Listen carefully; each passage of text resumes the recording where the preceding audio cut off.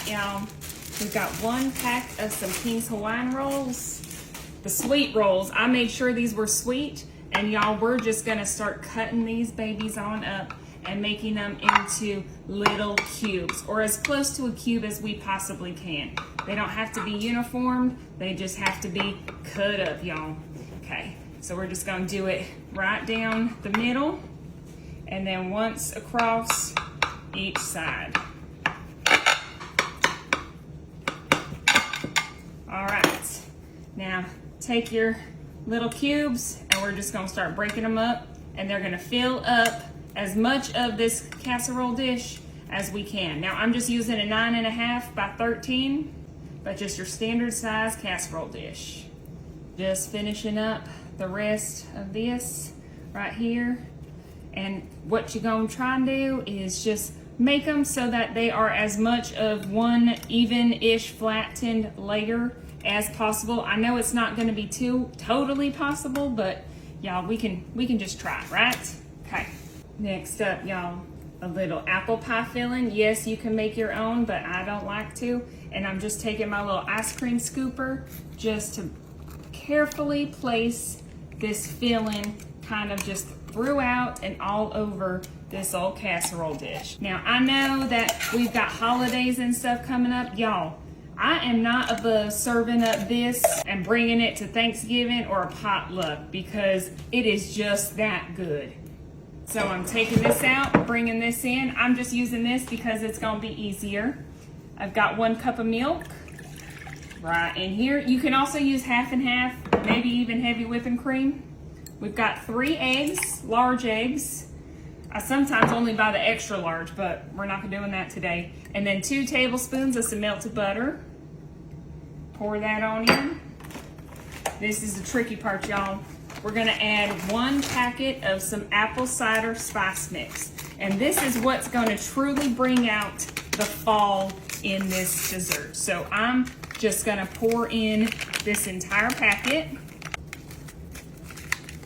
Let's just get this on out right here. Perfect. That's good. Now, if you like apple cider, you could definitely add a second packet, but I'm just gonna leave it to 1 because I like to add in some brown sugar with mine. And I like to do about the same amount, so maybe half a cup-ish, you know, something around there.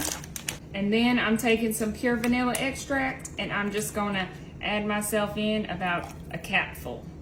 And then, y'all, last but not least, I'm using my Cinnamon Toast Crunch. That takes out the sugar and the cinnamon. And I'm just gonna add myself about 2 tablespoons of that, get my whisk, and now let's start whisking together all of this goodness and create almost a custard that we will pour over our dessert.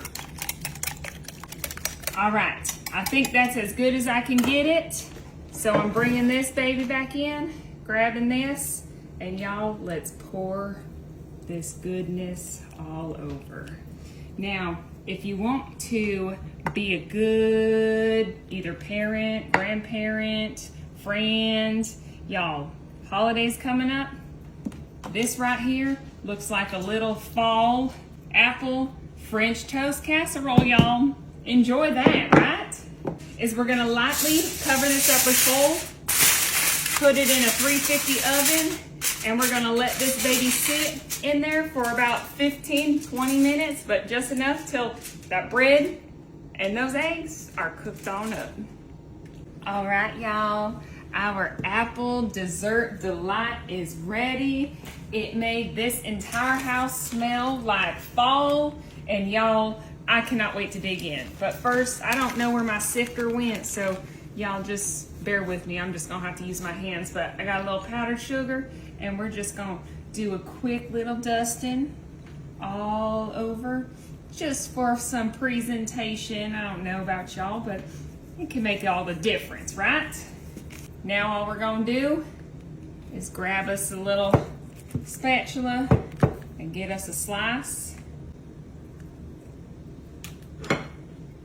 Right here. All that's missing now, y'all, is a nice cold scoop of vanilla ice cream. Have a great fall, y'all.